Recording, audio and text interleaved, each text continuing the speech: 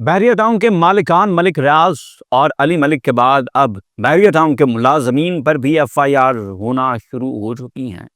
NOCs cancellation और take over अब imminent हो चुका है और ये टेक ओवर कब, कहां, कैसे, किस प्रोजेक्ट से शुरू होगा और किस प्रोजेक्ट किस फेज से स्टार्ट होगा, ये तमाम तर चीजें डिस्कस करेंगे आज की इसी वीडियो में। अस्सलाम वालेकुम, this is Suhail Jafri from AJ marketing and builders.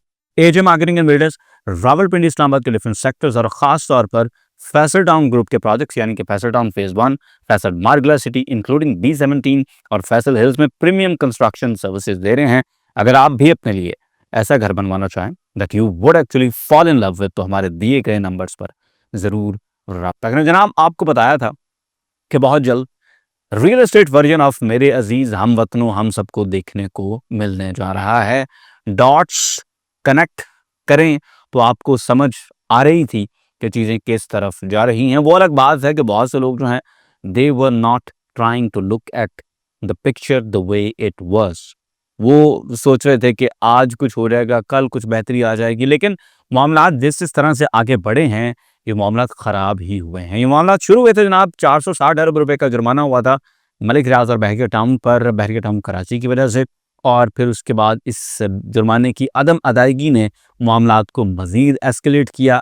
चीज़ें बढ़ती गईं, इन चीज़ों का फिर एक सियासी रुख भी हमने देखा और उसके साथ साथ फिर बहरिया टाउन की जो प्रैक्टिसेस हैं वो कहते हैं कि जब आपका वक्त होता है तो आपकी मिट्टी भी सोना होती है और जब आपका वक्त नहीं होता तो फिर आपका सोना भी मिट्टी हो जाता है। तो वक्त का जो हेर फेर है इसने जनाब मलिक रियाज साहब, जो कभी हुकूमतें बनाने और गिराने के कारोबार के अंदर भी मुलव्वस रहा करते थे, आज उनका सोना मिट्टी हो चुका है।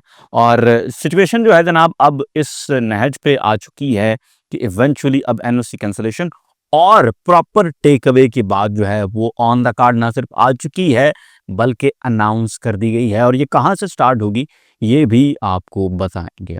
सबसे पहले जनाब हम एक एतराज़ को साइड पे रख लें। जो लोग बार बार कहते हैं कि नहीं जी बहरिया टाउन तो चल रहा है, बहरिया टाउन को तो कोई मसला नहीं है, तो मसला जनाब है। सबसे पहला मसला जो है बैरियर टाउन को, वो हमने ऑफ एंड ऑन इनकी सर्विसेज के अंदर जो मुख्तलिफ किस्म की कमियां हैं, जो मुख्तलिफ शॉर्ट कमिंग्स हैं, उनकी सूरत में हम देखते हैं। For example barrier town Lahore में आपने देखा कि बिजली मुनक़ता रही और उसकी वजह ये थी कि बैरियर टाउन के जितने भी अकाउंट्स हैं वो कॉन्फिस्केट हैं, वो फ्रीज कर दिए गए हैं और उस वजह से बैरियर टाउन चाहते हुए भी वो अपना को अपने बिल अदा नहीं कर पा रहा था। तो इस वजह से बैरियर टाउन के जो रिहायशी हैं उनको बड़ी मुश्किलात का सामना रहा है। ये बिल्कुल एक पक्की खबर है और मीडिया में भी राइट लेफ्ट आपको ये खबर मिल जाएगी कि ये मामला लाहौर के अंदर हुए हैं। और मैं इससे पहले आपको एक बड़े मशहूर सहाफ़ी अब्दुल सत्तार साहब की एक खबर भी बता चुका हूँ जिन्होंने ये ब्रेक की थी कि बैरियर टाउन ये कोई अपनी बिजली नहीं बनाते, इनके दो मुख्तलिफ ग्रिड स्टेशन के साथ राब्ते होते हैं। एक से बिजली जब बंद होनी होती है तो वो लोड को मैनेज करवाते हैं, दूसरी साइड से ही अपनी कोई बिजली नहीं देते हैं। और बहुत से सादा फहम लोगों को स्टार्ट में लगता था कि शायद बहरिया टाउन अपनी बिजली बनाकर लोगों को देता है, जबकि ऐसी कोई बात नहीं है। तो खैर वापडा के जब बिल नहीं गए तो उन्होंने फिर सर्विस को मुनक़ता किया, जिसकी वजह से लोगों को बहुत ज़्यादा मसाइल आए। अब जनाब ये मसाइल जो बड़े हैं और ये ओवरऑल जो एक नेगेटिविटी है इसकी वजह से बैरियर टाउन के रेट्स में और मार्केट के अंदर जो बहुत ज़्यादा आपको कमी दिखाई दे रही है, ये इस बात की दलील है कि इन तमाम तर चीज़ों के फ़र्क पड़े हैं और हर चीज़ जो है बैरिया में बिजनेस एज यूजुअल नहीं है। आपके सामने बैरियर टाउन के वो प्रोजेक्ट्स जो अभी इंफेंसी के अंदर थे वो सफ़ा हस्ती से मिट गए। बैरियर टाउन पेशावर आज को बंदा नाम भी नहीं ले रहा उसका। डीलर्स ने फार्म उठाए, कुछ बिक गए, कुछ नहीं बिके। जो नहीं बिके तो फिर वो डीलर्स के गले पड़े रहे। इवेंचुअली फिर उसके लिए ये सिचुएशन निकली कि जी आप किसी और प्रॉपर्टी के अंदर बैरिया में अगर आपने कोई पैसे देने तो उसके अंदर ये फॉर्म्स वगैरह मर्ज करवा दें। तो बहुत से लोग जिनके पास नहीं थे उन्होंने फिर औने पौने ये फॉर्म बेचे और लोगों को बड़ा तगड़ा लॉस हुआ। बैरियर टाउन पेशावर के उन फॉर्म्स के अंदर डीलर्स को भी उसके अंदर बड़ा तगड़ा लॉस हुआ। फिर जो ब्लॉक्स ऑन ग्राउंड हैं लेकिन प्लॉट हैं उनमें आपने देखा मार्केट बड़ी स्लो है, वो ऑफर्स नहीं आती। इवन तैयार घर जो हैं उनकी वो ऑफर्स नहीं आती जो एक्सपेक्टेड हैं। मेरे कुछ दोस्त बहरिया टाउन में घर बनाकर बेचने का कारोबार करते हैं। और मैं जब उनसे रेगुलरली अपडेट ले रहा होता हूँ, यार क्या अपडेट है, तो वो बहुत तंग हैं इस तमाम सिलसिले से कि यार बड़े पैसे लगाए हुए हैं, जो अपने लगाए हुए हैं उतने की भी ऑफर नहीं आ रही। तो ये सिचुएशन जो है वो आपके सामने है। अब जनाब मोस्ट रिसेंटली क्या हुआ है, या जिसे आप कहते हैं कि last straw on the camel's back, वो जनाब सिलसिला शुरू हुआ है बहरिया टाउन फेज 8 के अंदर जो नॉन पोजेशन प्लॉट थे उनका। बैरियर टाउन फेज 8 के वो लोग, वो क्लाइंट्स जिन्होंने पेमेंट्स पूरी की हुई है लेकिन उनके प्लॉट्स नॉन पोजेशन है, उनके प्लॉट अभी तक हैंड ओवर नहीं किए गए हैं, उन लोगों ने अब अथॉरिटीज को ये शिकायत की है कि जनाब हमें हमारे प्लॉट्स दिलवाए जाएं। मामलात यहाँ से स्टार्ट हुए, उसके बाद आरडीए ने इस एप्लीकेशन को टेकअप किया और आरडीए ने इस एप्लीकेशन पे मुकम्मल तौर पर एक कमेटी भी बनाई, मुख्तलिफ इजलास हुए और डीजी आरडीए किन्जा मुर्तज़ा जो हैं उन्होंने खुद हेड किया इस पूरे मामले को और उसके बाद उन्होंने ये कहा जनाब के लोगों का जो केस है ये बिल्कुल जेन्युइन है। ये प्लॉट जो है तकरीबन 2004-5 से लोगों को बिके हुए हैं, लेकिन अभी तक इसकी किसी को डिलीवरी नहीं अगर हुई तो ये बहुत ज़्यादा इनके साथ ज़्यादती है। तो सिचुएशन ये है जनाब कि अब इस मैटर को बड़ा सीरियसली लिया गया है और डीजी आरडीए किन्जा मुर्तज़ा उनका ये कहना है जनाब कि ना सिर्फ इसके ऊपर बहरिया टाउन के खिलाफ एक्शन बनता है, बल्कि वो लोग जो कि बहरिया टाउन के एम्प्लॉइज़ हैं, चंद एक के नाम भी मेंशन करके उन्होंने कहा जी कि इनके ऊपर एफआईआर्स बनती हैं। ये आरडीए की उस पूरी मीटिंग के अंदर ये लुबे-लुबाब मैं आपको बता रहा हूँ।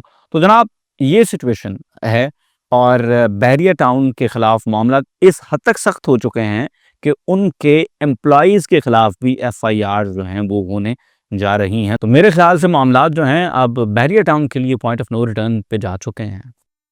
There is no salvation, there is no solace above और बिलो, और अब मामला जो हैं वो बिल्कुल आखिरी नहज के ऊपर हैं। जो चीज़ें मैं आपको एंड पे बताने जा रहा हूँ वो इस पूरी बात से भी ज़्यादा ख़तरनाक हैं। बहरिया टाउन की एनओसी और टेक ओवर के हवाले से जो मोस्ट रीसेंट रिमार्क्स हैं अथॉरिटीज़ की जानिब से वो बहुत ज़्यादा ख़तरनाक हैं।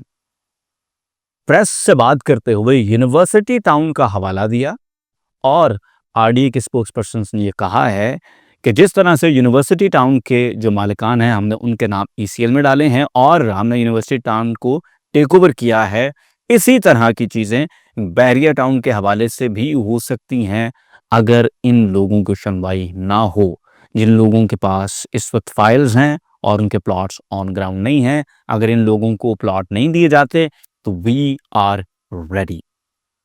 तो अब आप देख सकते हैं जनाब कि जो बात मैं आपको इससे पहले भी कह रहा था, मेरी आप पुरानी वीडियोस उठा के देख लें कि एक मुकम्मल केस बनता है, एक माहौल बनता है, डॉट्स कनेक्ट होते हैं एंड उन डॉट्स की बिना पर आप देखते हैं कि मामला किस तरफ जा रहा है। और मैंने आपसे कहा था कि ये पब्लिक इंटरेस्ट का केस बिल्ड होगा और उस पब्लिक इंटरेस्ट के केस के सर के ऊपर ये टेक ओवर के मामलात होंगे। और मैंने पहले भी कहा था कि डीएचए टेक ओवर नहीं करेगा, हमारी जो लोकल अथॉरिटीज़ हैं ये सबसे ज़्यादा सेंस बनती है कि वो बहरिया टाउन को टेक ओवर करें।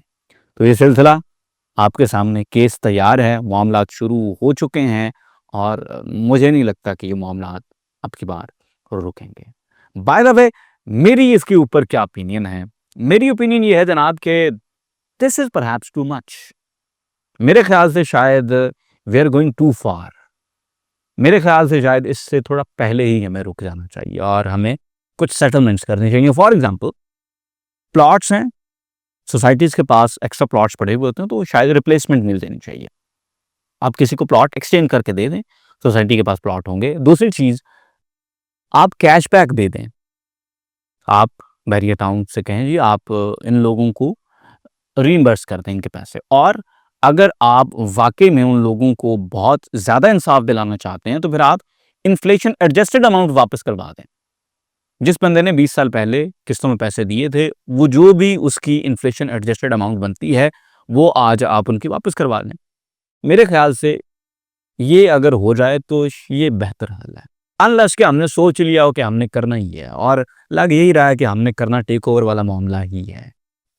लेकिन यहाँ पर एक सवाल जो मेरे जहन में पनपता है वो ये भी है कि अगर बहरिया टाउन के मुलाजमीन के खिलाफ FIR हो सकती है, तो वो तमाम लोग जो उस वक्त अथॉरिटीज़ में काम कर रहे थे, जब ये LOPs बने, जब इन ज़मीनों की ख़रीदारियाँ हुई, जब ये प्लान हुए, जब इन प्लान्स के ऊपर एग्जीक्यूशंस हो रही थी, जब डेवलपमेंट हो रही थी, तो उस वक्त जिन लोगों ने ये तमाम तो चीज़ें होने दी, अथॉरिटीज़ में जॉब करने वाले, क्या उन लोगों पर फिर कोई किसी किस्म का एक्शन नहीं बनता, सिर्फ इसलिए कि वो आपके अपने पेटी भाई हैं?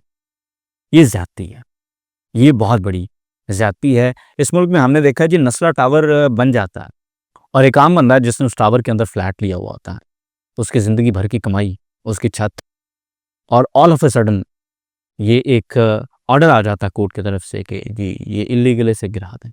तो अगर एक आम बंदे का फ्लैट उस टावर के गिराने से जा सकता है, तो फिर वो लोग जिन्होंने उस वक्त प्लानिंग की इजाज़त दी, जिन लोगों ने उस वक्त ओवरसी किया, प्लान पास किया और एक-एक स्टेज पे जाके काम को चेक करते रहे, क्या उनका उनका कोई कसूर नहीं था? तो इस केस में भी, बैरियर टाउन के केस में भी, जिन लोगों के सामने ये प्लान्स बनते रहे, अप्रूव होते रहे, डेवलपमेंट्स होती रहीं, सारा कुछ होता रहा, तो क्या आज उन लोगों को पेंशनें मुबारक हैं? ये बहुत बड़ी ज़्यादती है और ये नहीं होना चाहिए।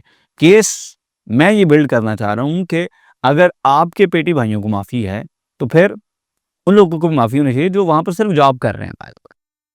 जो सिर्फ तनख्वाह ले रहे हैं ना, उन बेचारों पे क्या FIR करनी। लेकिन जनाब, हम सिर्फ बात सामने रख सकते हैं, बाकी अथॉरिटीज़ जाने और अथॉरिटीज़ के काम जाने।